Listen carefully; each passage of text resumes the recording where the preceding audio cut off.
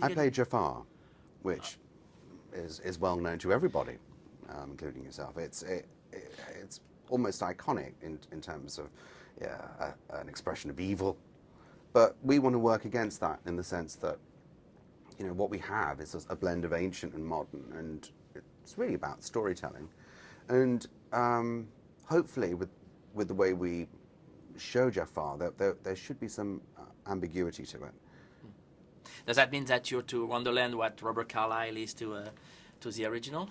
I can't say because I've never seen the other piece. I never It's saw the same Lost. thing. It's like the bad guy, but with subtleties and stuff like that. Well, hopefully he's a great actor. He is. And that's the thing. The thing is that this show, it works for kids, it works for everybody, but the big quality is that they're good actors. They're very talented people. Is it the same on this one as they working on that too? I would certainly hope so. Yeah, that wasn't rightly. Yeah. But also I think why it attracts actors is that is the sense of freedom that you get. I mean, you can literally do anything you want because you're not bound by conventions of space or time. None of us wear uniforms, and I related to what I've done recently. I did film Naomi Watts about Diana, and that's set in the 20th century, and it's fixed, and those are real people. Whereas this is, you can really create. That's the thing. Is it freely? Does that free you? Does that liberate you? Yeah, and I think that's what we're all looking for, as people as well as actors. We want to be free. If I remember my Alice well, there's no Jafar in it. Well, this is the thing. I think they're very daring, and they take risks. They did with Lost. They wrote an episode in I think the 5th season of Lost where the Saeed character took LSD, if I remember correctly.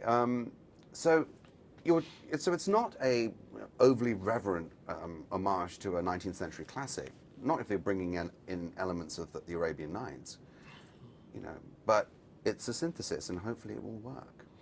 The original kind of relaunched the taste for fairy tale and on TV and in movies too. Do you feel that it could be the same with this one? Do you feel that it could go further than that? Absolutely. I mean, the opportunity that we had with Lost was to really use the medium of television. You can do things on television you can't do on film. Yeah, because you're that much more. It's much more intimate with the audience. You're literally in people's homes, and they have different relationships with the characters, as I found out. You have a movie career, of course, but people remember you from Lost. Does that bother you, or is that something good for you? What did Lost bring you? I'm very proud of that first season that we did, because I don't think it's going too far to say that we did change television, and I'm very proud to have been part of that. Did you look for other TV shows, or did that come up? I wanted to work in film after 6 years of Lost, do you know what I mean? And I was fortunate enough to do something like Diana with a great actress, and Oliver Hirschbiegel, who directed it, who also directed Downfall.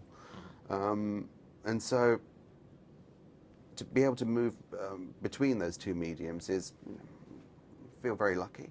What about Diana? It's going to be released pretty soon.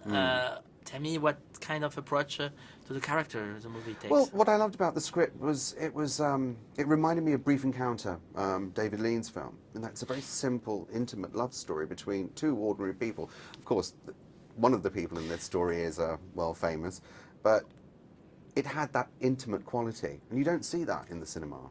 A love story between two adults, they're not kids, yeah, and I hope it's good.